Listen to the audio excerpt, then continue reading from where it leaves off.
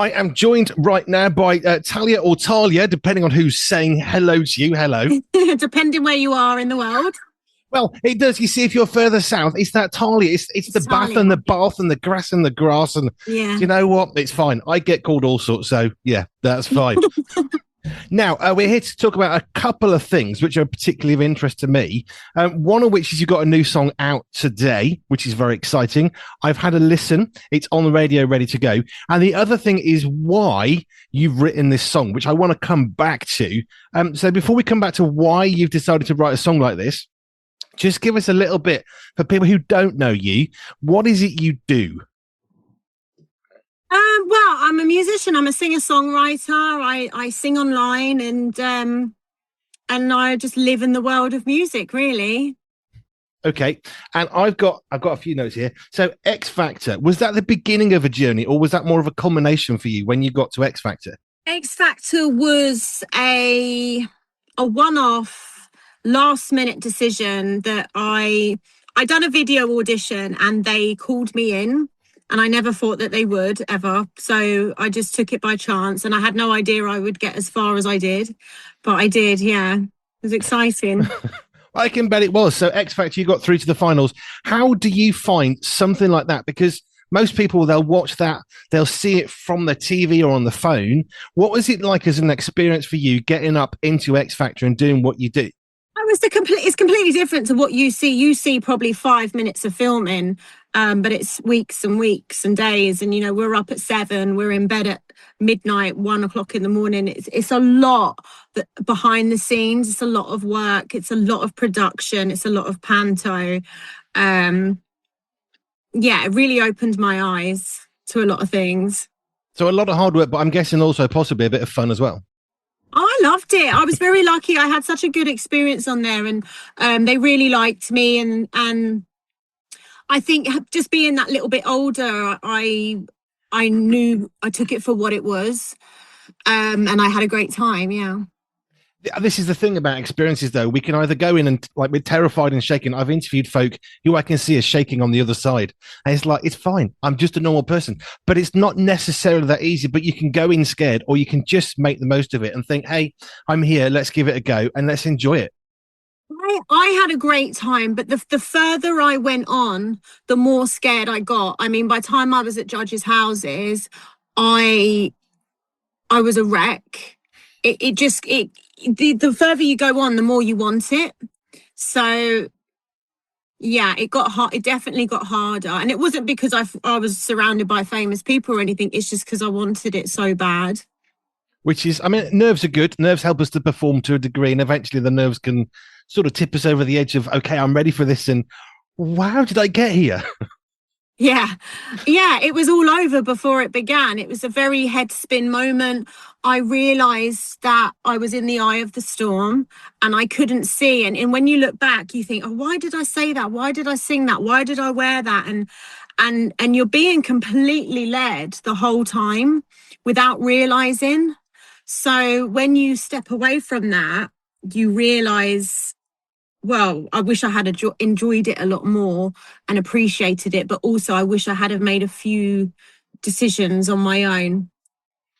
Hindsight, it's wonderfully useless. Isn't it? Not just me then. No, completely useless. And you'll never get the chance to do it again. Well, I won't anyway, and I don't think they're going to bring it back, but I should have done a few things. Yeah, definitely. Making the most of the situation. It's easy. In hindsight, it's great to say, oh, I could have done this and I could have done that, but you've done that. Obviously, you didn't just think, oh, I'll have a go at singing. Oh, that'll work.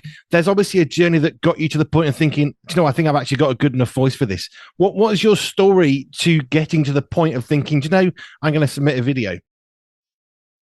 Well, it was actually becoming a new mum that made me submit a video. I think I just felt really trapped by being a parent, and it was all new and it was my first child, and I was pretty much single-handedly doing it on my own, and I felt I lost myself a little bit. And it's not like I could just go out and tour or go to the local karaoke or anything. And then so when it came in front of me online, I thought, oh, I'm going to go for that just because it was something to do, and it would have been a great day for me and a good experience. But actually, pre-baby, I was already touring and I was already dominating Camden. I was selling out shows and I had a really good little rock and roll band. So I was already in the music world, making music. I already had an album. I brought my first album out in 2012 and it done really well underground. So, yeah, I guess I just wanted to find myself again. It is easy. I mean, I've got 3 kids, and when you have your first child, your will changes, doesn't it? There's no way you can be prepared. I know you can read a book and you can go to a class, but you know what? When you have your first child, it's not like anybody said. It's better and it's worse all at once. And losing yourself is so easy. So, Yeah. I mean, fair play to you that you try to think, I want to find myself again. Yeah. Yeah, I always had a plan. Having a baby never derailed me from that plan, but I think I got a little bit impatient, I'd say, because I had visions of, oh, I'll go on tour and I'll bring the baby with me. It'll be fine. Like that was where I was going in my head. Nothing was stopping me from doing music. We have those plans, don't we? I always have this thing. I'll help God out. I've got a plan. Maybe he'll like my plan better one day because mine's a bit quicker to get to where I want to get to, which it sounds like that's part of what you've been through. Yeah, I had to learn a lot and it was really painful. But I'm glad I learned what I learned along the way because I wouldn't know what I know now. So let's just get this in order for people. So 2017, you've got the X Factor, you got through to the finals. 2023, your life changed in a very different direction for a very different reason. I want to read this out because I love this little quote that we got through. God came into my life when I needed him the most. I was so lost and broken. The sign he gave me was unmistakable, and I knew he was real. It was right to dedicate this song to Christ and praise his name at Christmas. So what on earth happened in 2023 that led you to say that? Well, I was not in a good place. I was having a lot of anxiety and I was really struggling with my mental health. I was struggling to leave the house and just function as a normal human being. And I was searching for something at the time, and it kept leading me back to church, kept leading me back to Christianity. But one evening I really had an unmistakable sign from God in the shape of a rainbow. And it was a rainbow that I asked for, that appeared when I asked for it to appear, with the assumption that if that rainbow appears, then I know you're real. And it wasn't actually a rainbow I was asking for. It was just something. And it was a day like this. And basically today is all grey. I don't know what it's like where you are. Yep. It was Christmas, it was winter, clouds, darkness. And honestly, when I tell you, people don't believe me, the clouds completely parted. And in them clouds was a rainbow, and it was just so beautiful. But I had events leading up to that. So I kept asking, well, if it's you, then do this. If you're real, do this. And he did. And the sun shone, and I had little subliminal messages. But when I said, do you know what? It's not enough. I need to see you now. I need to know. And I promise you, if you show me now, I will dedicate my whole life to you. And he did. He parted the clouds. There was a huge rainbow in the middle of December. It was December the 31st. And everything around this rainbow was grey. So I turned around to pick my phone up because I could not believe it. I turned around to pick my phone up to take a picture. And by the time I turned back, it had gone. But I have the picture of the part in the clouds where the rainbow showed. That was still there. And I just knew, spiritually, I knew. I didn't need any more signs. And everything that had led up to me asking that question made sense to me. So it was just unmistakable. It was incredible. While the rainbow was there, my whole room lit up. It was just the most beautiful feeling. And it's one of them ones where when you know, you know, you know? I had, not as a rainbow, I remember being in Scotland, a place called Dunnet Head, which is right at the top of England, Scotland, right out into the sea. And I was stood there and it was just gusty and blowy and it's really high on the edge of the sea. And you're just being buffeted from sight. And I was in a really miserable place. And I said, God, if you're real, silence the wind.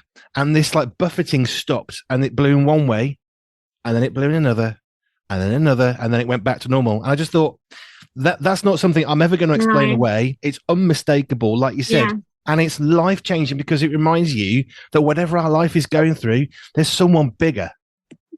And he'll talk to you how you need to hear it. So maybe the wind thing wouldn't have worked for me, but the rainbow Exactly. would have, and vice versa. So he knows when to come to you and he knows when you're ready for it. And he's probably done it a few times and I've just, but I needed it then. And I've never looked back. It's been incredible. So that obviously is going to change the trajectory of your life. That's not something, as you said, you can't say, oh, well, never mind, hey, that was pretty, on we go. That's going to change everything. So you're, I guess, in the music mode, music world, and all of a sudden you want to change for that. So it makes sense to me that you're thinking, well, how does music, which is a big part of who you are, how do I get that and then connect that to the faith element of me? Where was faith for you growing up as a child? Was that part of your life or not? No, yeah, I was a cradle Catholic and I went to Catholic school and I went to Catholic infant school. My family are Italian. We're Roman Catholic, and I went to church every week. It was a very strong faith, but almost conditioned faith. It's what we did as kids because you get your baptism and you get your Holy Communion, and it was I just fell into it. It was more robotic and mechanical, and I didn't really understand what this way of life was until I veered away, learned everything else, and then came back to it, and I was like, oh, okay, that's why they get kids to do this and da, da, da, da. And now we've talked about some of your faith journey. We've talked about X Factor. We've talked about the rainbow in the sky, how that was such a monumental, literally, moment for you. I want to come to the song really soon because we're going to be playing that today, first time on our station. But what does faith mean to you today? Because you were talking about how you went to church. It was kind of, you went there and you did this and it wasn't really a personal thing. It's kind of what you did. But now I would assume it's not what you do, it's who you are. So how would you sort of describe your faith today? My faith today is really strong. I feel God with me every single day. I walk with Jesus and he is a part of every decision I make. And we do wrestle. Like Jacob, we wrestle a lot. But ultimately, my faith is stronger than ever. It's I spent many years questioning it, but now I'm not questioning it. Now my issue is trying to be the best version of myself, according to the Bible and the scriptures and how he wants us to be. I really try to live by the Beatitudes. It's not easy. I'm a flawed human, but it's a life, a life, I don't want to say journey because it feels corny, but it's a part of me. It's who I am. It's my whole life feels a bit like a pilgrimage, and I'm working each day to become a version of myself where when I go through the gates of heaven, I know that I've made it, and it wasn't easy, but I got there in the end. And I guess my whole life in a short form answer to that question is, what does faith mean to me? It's rectifying, putting right sins I may have committed, and what would I call it? It's just like the warm up stage.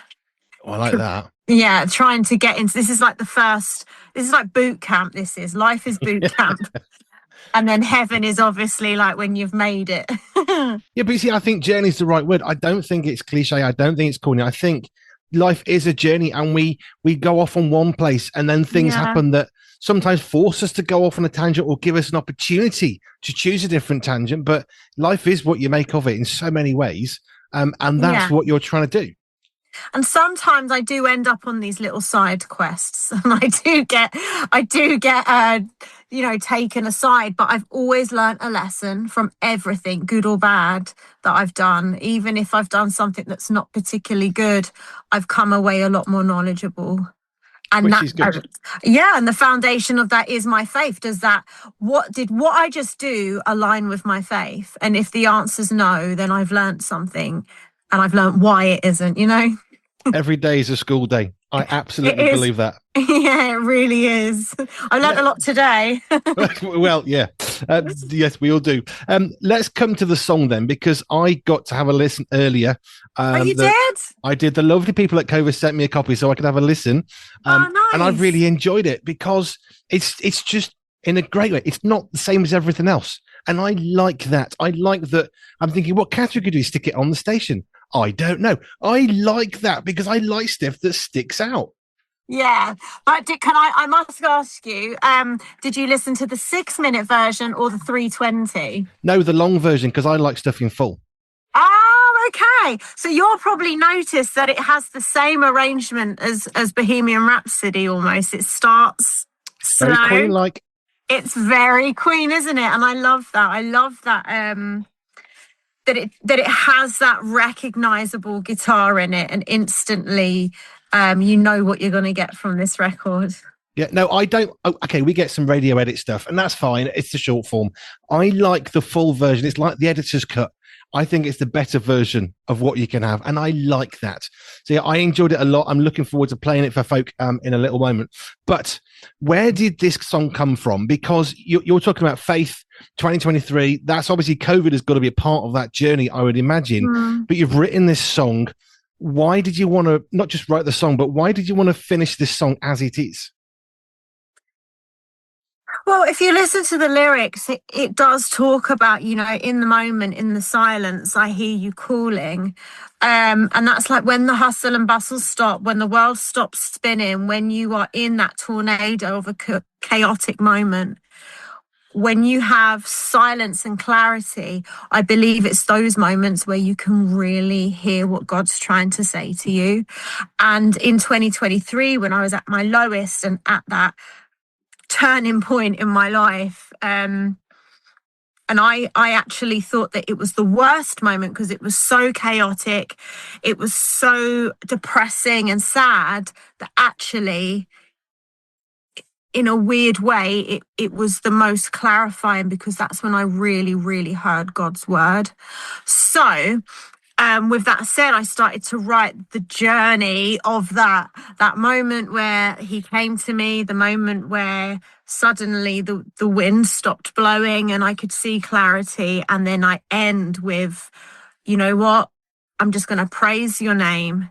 What will be, what will be, what comes, what comes. It's not going to be, oh, I'm saved and my life is great now. And, I never have any problems anymore because I'm Christian now. Not at all. Like, there is no kumbaya around the campfire. Being a Christian actually is one of the hardest things, especially in this day and age. Yep. But if you keep your eyes on him and just praise, everything will flow. And sometimes that's all you need to do. When people say just breathe, when you're having a chaotic moment, just breathe. For me, it's just praise, just praise, just praise. And when you do, you almost re-anchor yourself, and bring it back to Jesus, bring it back to your faith, especially at Christmas. Oh, well, hey, Christmas. I love Christmas. I used to work in churches with children, and Christmas, there's one of two ways. You either think, oh, well, it's a bit, commercialized, and well, yeah, probably. And maybe Jesus wasn't born on the 25th of December. Well, maybe not. But you know what? Christmas is a great time when people have this desire for something to connect with. And they might only come to church once every year for that, whatever it is, that Chris Dingle service, which is one of the things I've done. But it's something people can recognize. It's an anchor in their lives, and they might only come back once a year. But having that is so powerful. Yeah, and it's about really remembering, when it comes to Christmas, everyone's, what are you doing? What are you buying? What do you want? Where are you having dinner? It's all like that. And for so long, I wanted to go to midnight mass, and I think it's the most beautiful thing. And terrible me, this is going to be the first year that I'm going to really try to do it. Actually, I have done it once before, but if you can go to midnight mass, it's very quiet, it's very nice. Sometimes it's quite candlelit and it's beautiful. And my song starts like that. So although, Jesus, was he born in December? No, but it doesn't really matter when. It's about celebrating the birth, not when it was. Yeah. And if you listen to the beginning of my track, the first opening verse, it's that quiet, it's that moment, it's that like midnight mass, real, okay, let's breathe. This is what we're really dealing with here. This is what we're really talking about. And I think that's lovely. And I want people to remember that about Christmas, not about Santa. Because we say, well, he wasn't even born in December. Yeah, well, do you know what else didn't happen? Santa Claus climbing down the chimney. But you're very quick to celebrate that whenever you can, which is okay. Actually, me and my boyfriend went to Amsterdam this year and we learned a lot about St. Nick, the real St. Nick, which was great. Yeah. And it's about, and it's exactly that. It's remembering who is St. Nick, you know, Jesus being born, why was he born? What was the message? What was the prophecy? And trying to incorporate that in a song is really difficult, but I think I've kind of simplified it and managed it. I really enjoyed it. 2 reasons. One, there's a story in the lyrics. You're actually starting somewhere and you're going somewhere, which I like because a lot of songs don't necessarily do that. It's going to be sometimes more about the music, and the music matters. We're a music heavy station. Music is important. But I also think where it gets really special is when you've got good music plus good lyrics. If you can join those together somehow, that's when the magic starts for me, in a sense. Because Thank you. There's some really good music around. There's some great lyrics, but getting the two together, that can be quite a challenge. But I enjoyed listening to it. I had it on in the office with the operations manager. We listened to it and said, oh, that's good, that. Because immediately it works. Thank you so much. I really struggle sometimes lyrically because I am a lyricist and that's what I love to do is write lyrics. But sometimes in the mainstream pop world, it has to be very simple, very cliche, almost predictable so people can sing along and they know what you're going to sing. Verse, chorus, verse 2, middle 8. Big chorus, and we'll do the chorus twice. You know, it's very a lot of them are very structured like that, but I like to tell a story, and that's why I've always been a big fan of Queen and the old 70s musicians and 80s too. The music was just different, the storytelling was different. Country are amazing for that, and country do amazing Christian music too. So I wanted to bring a bit of that storytelling back. Do you know, we're living in a world where everyone wants shorter. You know, make the shortest Instagram or TikTok, and then you'll get the likes and the comments, and you never, ever will reach that. And you know, I've gone the opposite way with my station because I happily play an 8-minute Led Zeppelin track. Why? Because it was good. Why do we need a 3-minute track? That's fine. That's okay. And we've got your 3-minute radio edit, but I want the longer version. Thank because you. that I'm for me that. is in full. That's, well, we're a bit different. We're a bit crazy in a good way. Because I like the artistry of the creativity. But do you know why? It's because the world today isn't built for patience. Yes. We the way that the social media is designed, the way adverts are designed, the way reels and TikTok reels and things like that, they're designed to be very quick, which I think personally, and I'm not a doctor, don't quote me on this. This is not Dr. Talia. This is just my brain. I think it's amplifying ADHD in people because things are moving quick pace. If your reels are under a minute, they'll do better. No one's got any patience anymore. No one can wait for beauty. They want give me the good bits, you know? Yeah. And now they're starting to post major plot lines in movies because that's just what people want to see. Or can you get to the chorus quicker? We've had to cut out verse 2 and half of the pre-chorus because the radio need to get there quick. So the journeys, that word again, is just non-existent now. People want things fast. They want it on now. You know, they don't have that the patience. That's just the word. Nobody has patience anymore, and the world isn't built for it. If you look at cartoons as well, what they're doing for kids at the moment, the scenes are very quick. Yeah. You know, when you used to watch Tom and Jerry, it would go on and you'd have the whole story and the mum in the slippers and everything. But now kids' cartoons are very cut quick. Each scene, I don't think they're longer than a few seconds. And it's causing this impatience in a lot of kids. Is that a word, impatience? It is. Yeah. Yeah, it's causing a lot of impatience in children, and I notice it in my kids, my partner's child, and his friends, and I just see it a lot. I go the opposite way. You either try and go with the tide. I like that you haven't. I like that this is not a short song. I did both. Well, I know you did both. I did both. But I like the longer version. That's why we play Queen in full, Guns N' Roses in full, Led Zeppelin in full, because you can do a 3-minute edit, and that's great. But I like the editor's cut of everything. Which, you know, when Lord of the Rings came out with the editor's cut, I went and bought it. Why? Those 10 seconds extra every bit, that matters to me because it's the creativity behind it. So true. Yeah, it's so true. And you know what? You're not going to get a cut version of the Bible either, you know, so we might as well just long it out. I like that a lot. In fact, what I was hearing you saying earlier, you kind of going through the idea of the Psalms that David wrote that, you know, I'm in a rubbish day, God, where are you? But I'm going to praise you anyway. That effectively, that's what you're talking about. But we want the good now. We want to have that immediate rush of it's all going to be good. But you know what, like you say, the Christian faith, it's not about now. It's about the journey that we're on. It's not cheesy or corny. So thank you for writing something that wasn't short and being able to write something shorter as well. But I like the long form. You know, somebody said to me about our magazine, you should write much shorter articles. No, they're 600 words long. Seriously, if people can't read 600 words, I'm not going to give them 20 or 50. Yeah. So I actually went the other way. Read it. Just the longest. Well, exactly. If it's too long for you, move on. Just don't read it. Do you know what? It's so funny that you've actually mentioned David, because he's such an inspiration to me in that sense. You know, the Psalms, the amount of Psalms that he wrote and where he come from musically and in his life journey too. I really resonate with him. Okay, let's just go back to David and the Psalms because we need to wrap this up. So it's something that means something to you. I love the fact that the song is not really, really short. It tells a story. And I love that some of your stories beautifully intertwined with how David in the Psalms writes what he writes. And you were talking about your passion of children today being, you know, really short attention spans. And we're feeding that in so many ways. Yes. How do you want people to date your song? What do you want it to achieve for somebody today?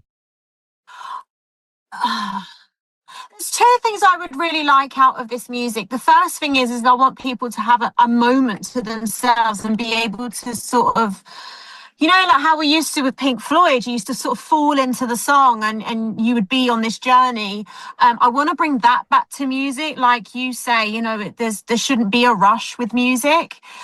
So I want people to be able to listen to my songs and experience that moment of relax really and chill and clarity and faith. The other thing I want to do is really remind people that actually Christian music is really cool and it's just as good as normal music. And, you know, we rock out too and we have really cool Christian rappers and musicians and incredible singers. And I don't know, there's this thing where people think that worship music's uncool, and it reminds me of when my nan used to have songs of praise on the radio in the car, you know, and it was just hymns and stuff. But times have moved on and Christian music is really, really modern. So I want people who still followed me in the mainstream to still follow me in the world of worship and actually say, hey, I can get down with this. I really understand it and it makes sense to me and it's really cool at the same time. I want to intertwine my audience. I'll win some, I'll lose some, but hey, it's worth it. Absolutely. Do you know, it's been a joy having a fun conversation with you today, which has been a challenge, but we work through these things. Of course we do. We've been tested. We've been tested. But the thing is, it's like writing a song. It's like writing a book. It's like doing anything. There is a journey and you take little steps and there's going to be knockdowns and you keep going. And what you get at the end is beautiful. Talia, thank you so much. We're going to play the music next. The full long version, not the short version, which I do also have. Yes, absolutely. Because 6 minutes. Let's stop doing short form. Let's do some long form. And I love what you're doing. Talia, thank you. Can I plug my concert in December? Absolutely. You definitely can. Okay, well, just to let everybody know, I'm going to be singing Praise Your Name live. I'm going to be singing lots of other Christmas songs. And you're more than welcome to come, by the way, on the 20th of December in Mayfair in Farm Streets. And the tickets are on sale on Eventbrite. Talia hosts Christmas. Fab. No, that looks really good. And I think you're on Songs of Praise, I think, soon. Yeah, first week of Advent, Sunday the 30th of November, I am on Songs of Praise. I never thought I'd say that, by the way. It's kind of like MTV world of Christian music, isn't it? No, but it's good. Talia, thank you so much for working through. Let's just call them technical issues. Let's just say that and working through those. Oh, we'll go with that as fine. Talia, have a fantastic rest of your day, and we're going to play your your new song right now.